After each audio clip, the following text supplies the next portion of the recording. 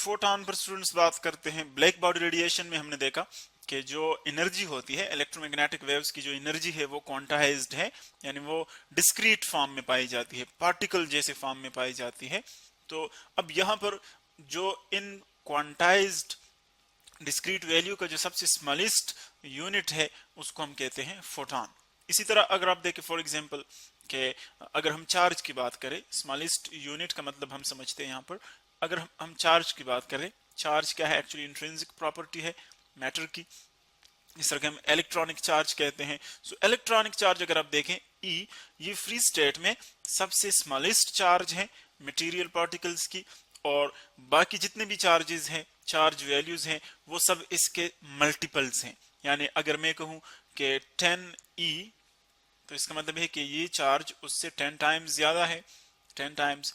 इसी तरह अगर हम 99E लिख ले, सो ये उससे 99 टाइम्स ज्यादा होगा। यानी चार्ज को आप इस तरह की वैल्यूज में जो है वो डिनोट कर सकते हैं।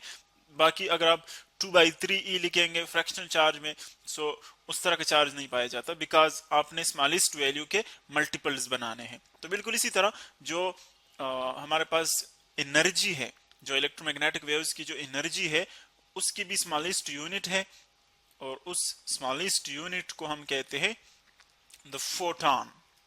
फोटॉन। बाकी जितनी भी उनकी हायर एनर्जीज हैं, एनर्जी की जो हायर वैल्यूज हैं, वो इन फोटॉन्स के सब मल्टीपल्स हैं।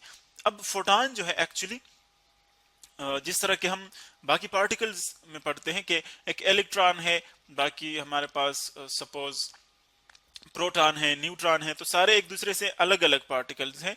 यानी जस्ट उसमें एक चीज जो कॉमन है वो ये है कि सारे जो है मटेरियल पार्टिकल्स हैं, ये चीज उनमें कॉमन है। बाकी सारी जितनी भी उनकी प्रॉपर्टीज हैं, मैस आप देखें, इसी तरह उनका वेट देखें एटसेट्रा, तो वो डिफरेंट चीजें हैं। लेकिन अगर आप फोटॉन्स देखें तो फोटॉन्स सारे एक ही जैसे होते हैं, जस्ट इनमें जो डिफरेंस है वो एनर्जी का होता है, एनर्जी का। यानी कुछ फोटॉन्स जो है वो ज्यादा एनर्जी वाले होते हैं, कुछ फोटॉन्स कम एनर्जी वाले होते हैं। डिपेंड करते हैं कि उनकी फ्रीक्वेंसी क्या है, उनकी वेवलेंथ क्या है। सो एनर्जी जस्ट इनमें डिफरेंस है, बाकी सारे फोटॉन्स जो है वो सिमिलर होते हैं, एक जैसे होते हैं। So photon is actually the smallest unit of energy अगर हम इलेक्ट्रोमैग्नेटिक वेव्स की बात करें। इलेक्ट्रोमैग्नेटिक वेव्स की जो एनर्जी है उनकी स्मॉलेस्ट यूनिट है फोटॉन। अब फोटॉन चूंकि हम जानते हैं कि ये कोई मटेरियल पार्टिकल नहीं है, बल्कि ये एक्चुअली कॉम्बिनेशन है इलेक्ट्रिक एंड मैग्नेटिक वेव्स का, electric and magnetic field vectors का, सॉरी। सो उनको हम किस तरह ड्रा कर सकते हैं? अब अगर आप देखिए इलेक्ट्रॉन कंसीडर कर ले, सो इलेक्ट्रॉन जो है वो एक मटेरियल पार्टिकल है, मैटर से बना हुआ है। प्रोटॉन कंसीडर कर ले, सो प्रोटॉन एक मटेरियल पार्टिकल है, वो भी मैटर से बना हुआ है, एटसेट्रा। लेकिन अगर आप फोटॉन की बात करें तो फोटॉन में मैटर नहीं है, उसके अंदर मटेरियल नहीं है, बल्कि उसके अंदर फील्ड वेक्टर्स है। एक इलेक्ट्रिक फील्ड वेक्टर है और उसके अंदर एक मैग्नेटिक फील्ड वेक्टर्स है, फील्ड वेक्टर। सो उनको हम किस तरह ड्रा कर सकते हैं? देखिए फर्स्ट ऑफ ऑल आप सिंपल ये कोऑर्डिनेट एक्सिस कंसीडर कर लें, X axis, Y axis and Z axis, ये आप कंसीडर कर लें। सो अगर यहां पर हम ड्रा कर रहे हैं, फर्स्ट जो इलेक्ट्रिक फील्ड वेक्टर है, इलेक्ट्रिक फील्ड वेक्टर मैं यहां पर ड्रा करता हूं। अगर हम एक वेव की बात करें, एक वेव की बात करें, सो वो हम यूं ड्रा कर सकते हैं। ये एक कंप्लीट वेव आ गया। अब ये एक्चुअली क्या शो करता है? ये एक्चुअली शो कर रहा है oscillations of electric field vector. यानी इसको हम फर्स्ट, इसकी जो इलेक्ट्रिक फील्ड वेक्टर है उसको हम डिनोट करते हैं ई से, चूंकि वेक्टर है तो इसके ऊपर आप एरो पुट कर सकते हैं। ये आ जाएगा वाई एक्सिस, ये आ जाएगा एक्स एक्सिस, और ये आ जाएगा जी एक्सिस। सो अब यहां पर देखें, ये जो इसमें वेरिएशन आ रहा है, ये एक्चुअली इलेक्ट्रिक फील्ड वेक्टर का जो मैग्नीट्यूड है वो चेंज होता जा रहा है। देखें इसकी वैल्यू बढ़ती जा रही है, बढ़ती जा रही है, यहां पर पीक वैल्यू पर पहुंचता है, फिर इसकी जो वैल्यू है वह आहिस्ता आहिस्ता डिक्रीज होती जा रही है। यूं यहाँ पर इलेक्ट्रिक फील्ड वेक्टर की वैल्यू यहाँ पर 0 हो गई। देखिए यहाँ पर फिर रिवर्स डायरेक्शन में इसकी वैल्यू फिर चेंज हो रही है, यूं मैक्सिमम फिर अगेन मिनिमम। सो इस तरह जो अप एंड डाउन दो लूप्स की जो वेरिएशन कंप्लीट हो जाए, इसको हम एक वेव कहते हैं। एक वेव इसका कंप्लीट हो गया इलेक्ट्रिक फील्ड वेक्टर का। लेकिन दूसरी बात यह है कि यहाँ पर इनके साथ एक और फील्ड भी होता है, एक और फील्ड वेक्टर भी होता है जिसको हम मैग्नेटिक फील्ड वेक्टर कहते हैं। वो इसी के साथ वेरी करता है यूं, आप उसको यूं ड्रा कर सकते हैं। हम उनको यूं क्यों ड्रा करते हैं, क्योंकि जो दोनों फील्ड वेक्टर्स हैं, electric field vectors and magnetic field vectors, ये दोनों परपेंडिकुलर होते हैं। इनकी जो वेरिएशन है, यानी इनकी जो ऑसिलेशन है, वो एक दूसरे के लिए 90 डिग्रीज के एंगल पर होते हैं। सो हम यूं ड्रा कर सकते हैं इनको। देखिए, हमने जो इलेक्ट्रिक फील्ड वेक्टर है वो दिखाया हुआ है अलोंग वाई एक्सिस, और जो मैग्नेटिक फील्ड वेक्टर है वो हमने दिखाया हुआ है अलोंग एक्स एक्सिस। यहाँ पर इसकी भी बिल्कुल उसी तरह वेरिएशन हो रही है मैग्नेटिक फील्ड वेक्टर्स की, मैग्नेटिक फील्ड वेक्टर की जिस तरह की वेरिएशन इलेक्ट्रिक फील्ड वेक्टर की हो रही है, सिमिलरली उसी तरह की वेरिएशन आ रही है मैग्नेटिक फील्ड वेक्टर की। यहाँ पर अगर आप वेवलेंथ को शो करना चाहे, सो वेवलेंथ जो है एक्चुअली हमने वेव्स में पढ़ा था कि ये एक एक क्रिस्ट से दूसरे क्रिस्ट तक, एक ट्रफ से दूसरे ट्रफ तक, या कोई भी आप दो पॉइंट्स ले ले जो इन फेज हो, ऐसे 2 पॉइंट्स, कोई भी वेव के ऊपर कोई भी 2 पॉइंट्स जो कि इन फेज हो, तो उनके दरमियान जो डिस्टेंस होता है उसको हम कहते हैं वेवलेंथ।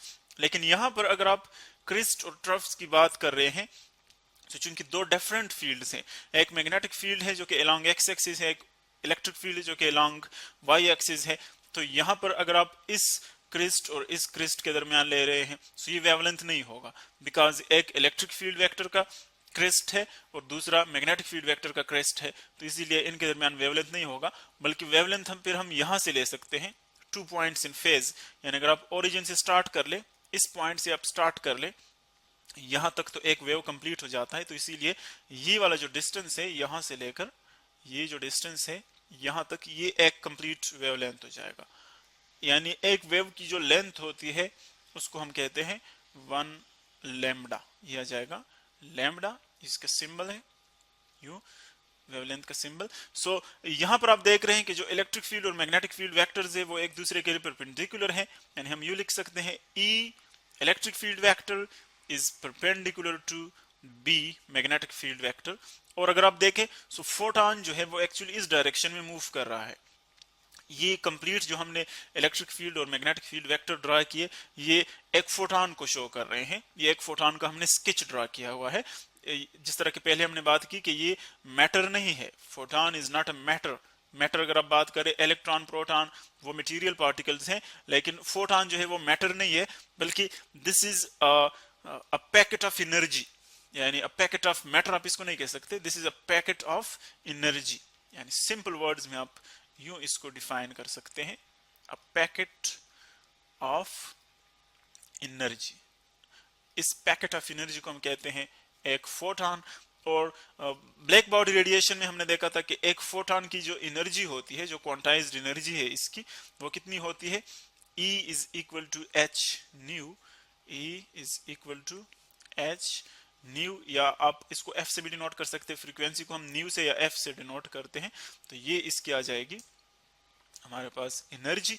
अब अगर आप देखें, एक फोटॉन की ये एनर्जी आ गई। सो फोटॉन की जो एनर्जी है इसमें 3 चीजें आप देख रहे हैं, एक है E जो कि सिंपली एनर्जी है, एक है F जो इसकी फ्रीक्वेंसी है, यानी इलेक्ट्रिक फील्ड और मैग्नेटिक फील्ड वेक्टर्स की फ्रीक्वेंसी है, किस फ्रीक्वेंसी के साथ वो वेरी कर रहे हैं, और जो H है वो एक्चुअली कांस्टेंट है जिसको हम प्लैंक्स कांस्टेंट कहते हैं, और हमने इसको डिफाइन किया था प्लैंक्स कांस्टेंट को, जिसको हम मेजर करते हैं, कैलकुलेट करते हैं इनटू जॉल सेकंड्स इसकी यूनिट है, और इसकी वैल्यू हम दे चुके हैं जो कि है 6.63 into 10 raise to power -34 joule seconds, ये इसकी वैल्यू है। सो अब अगर आप देखें, ये जो फोटॉन की एनर्जी है डायरेक्टली डिपेंड कर रही है F पर, फ्रीक्वेंसी के ऊपर। जितनी ज्यादा फ्रीक्वेंसी होगी उतनी ज्यादा फोटॉन की एनर्जी होगी। सो इसका मतलब ये है कि डिफरेंट फोटॉन्स की डिफरेंट एनर्जीज होती है, और वो डिपेंड करता है इसकी फ्रीक्वेंसी पर।